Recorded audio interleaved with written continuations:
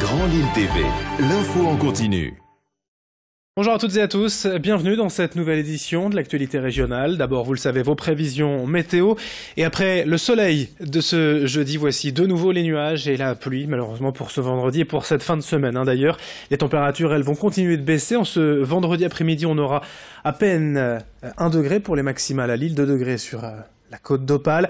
Pour ce week-end, les températures remonteront, mais on restera sous ce régime de perturbation. Bref, j'espère que vous profiterez bien tout de même de ce soleil en ce jeudi. Nouvelle perturbation attendue pour ce vendredi dans la région. À la une de cette édition, les chiffres de l'INSEE. Les Hauts-de-France sont toujours la 3e région de France la plus peuplée. On compte ici désormais 6 9 976 habitants. Pourtant, la croissance démographique ici est faible, à peine en hausse de 0,2%. 57 000 nouveaux habitants depuis 2010. Il y a deux facteurs importants tout de même à retenir. Les Hauts-de-France sont la région affichant le déficit migratoire le plus important du pays, moins 0,3%. Il y a bien plus de gens qui quittent la région que de nouveaux arrivants. La région est aussi quand même celle où le solde naturel est le plus fort. Les naissances y sont nettement plus importantes que les décès. Enfin, notez que le Nord reste le département le plus peuplé de France. Autre chiffre annoncé hier par Pôle emploi, les chiffres du chômage. Bien évidemment, dans la région, le nombre de demandeurs d'emploi est désormais de 596 740, 272 820 dans le Nord, 139 440 dans le Pas-de-Calais. Le chiffre est en très légère baisse le mois dernier, mais en nette hausse depuis un an, et ça c'est beaucoup plus inquiétant. Plus 5,5% de chômeurs dans le Nord depuis un an, plus 1,7% dans le Pas-de-Calais. Une augmentation qui touche surtout les femmes et les plus de 50 ans.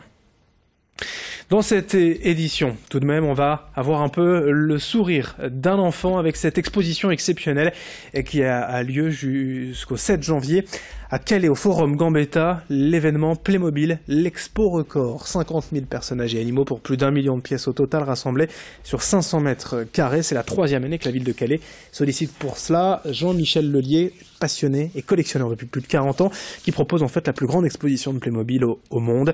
Sa passion, c'est de réaliser des thématiques historiques. Cette année, honneur aux 10 commandements, à l'Égypte, à l'armée romaine. L'expo est ouverte tous les jours, donc jusqu'au 7 janvier au Forum Gambetta, et l'entrée est gratuite. Ce sera même ouvert ce lundi 1er janvier après-midi. Présentation au micro de Corentin Escaillé. Depuis une dizaine d'années, j'ai beaucoup lu, je me suis beaucoup documenté sur tout un tas de pans de l'histoire de différents pays d'ailleurs, pas seulement la France. Et la preuve en est, aujourd'hui on est à Samos, c'est à 160 km au nord de Carthage, donc on est en Afrique du Nord.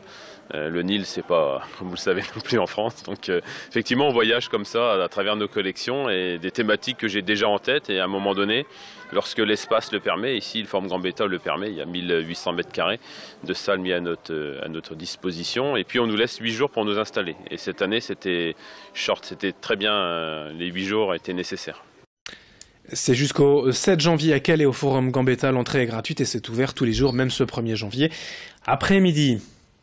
On part à 15 minutes ou presque de Calais à Guînes pour découvrir le musée de la Tour de l'Horloge, ouvert depuis 2002. Ce dernier retrace 1000 ans d'histoire à grands coups de costumes, de tableaux. Et vous pourrez même embarquer dans un dracard pour suivre les expéditions des Vikings, un musée qui vole des tours, qui accueille tous les publics. C'est Louis Caillé qui est allé y faire un tour, c'est le grand angle de la rédaction.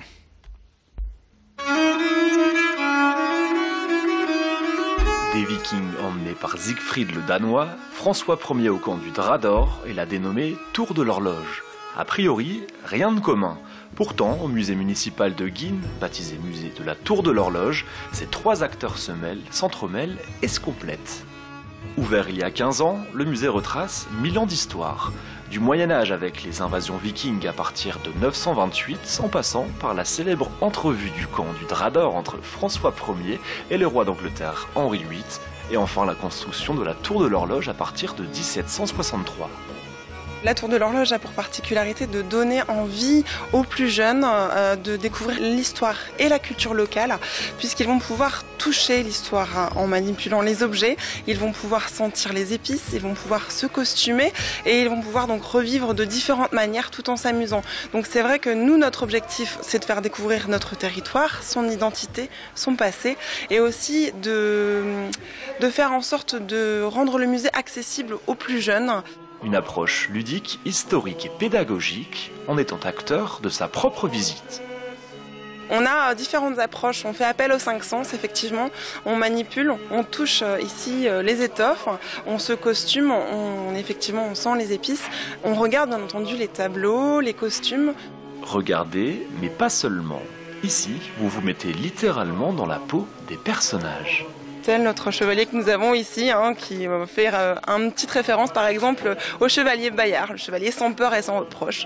Donc les enfants vont pouvoir porter la cotte de maille qui pèse seulement 17 kg, la tunique aux couleurs de Guine par exemple, et puis ils vont pouvoir également batailler avec des épées, donc des représentations, je vous rassure, rien de dangereux, des boucliers en mousse. Donc on a effectivement des accessoires pour les grands et pour les petits, toutes les tailles, tous les âges. Une mode féodale sous les Vikings, plus tard. Dessus, un château en bois puis en pierre pour assurer la défense de la ville. Ce n'est qu'en 1763 que la tour de l'horloge voit le jour. D'ailleurs, pour l'anecdote, cette motte est aujourd'hui classée aux monuments historiques. Elle avait aussi pour fonction à l'époque de donner l'heure aux habitants. Donc c'est vrai que c'était aussi une façon de se démarquer, puisque lorsqu'on s'est donné l'heure aux habitants, eh bien quelque part on est autonome également vis-à-vis par exemple de Calais. Voilà, donc ça a plusieurs explications, puisqu'on peut y voir bien sûr Guine, le village à l'époque, donc on explique effectivement où il était situé, et puis on peut aussi y admirer les alentours. On y voit d'ailleurs par exemple la Cité Europe à Calais. Un musée étonnant qui donne à tous la possibilité de survoler 1000 ans d'histoire guinoise à travers 3 faits marquants. Et pour finir, quelques images du plus petit resto du monde, ou en tout cas l'un des plus petits, à Lille. Depuis 2 mois, le Shack a ouvert dans le Vieux-Lille, au sein du Gastama. Ici, il y a seulement 2 chaises et une table. 2 personnes maximum peuvent manger. Et pour 3 plats seulement à la carte. Il est possible quand même de réserver pour manger le midi, mais pour le soir, c'est premier arrivé, premier servi. Un mini-restaurant pour 2, forcément en tête-à-tête. Alexis Tessier est allé pour nous y faire un tour. À la base, c'était juste que l'espace était inutilisé et qu'on savait pas trop quoi en faire. On avait une sortie cuisine, on voulait repenser un peu le fonctionnement de la restauration au Gastama. Et donc on s'est dit pourquoi pas profiter de cette sortie de la cuisine pour avoir une window takeaway et s'amuser un petit peu avec plein de plantes, avoir un truc un peu shack qui nous rappelle... qui nous ferait penser qu'on est sur le bord de la mer, même si on n'y est pas. Et voilà. Et c'est la fin de ce journal. Dans un instant, d'autres infos à suivre. Merci de votre fidélité et merci d'être avec nous.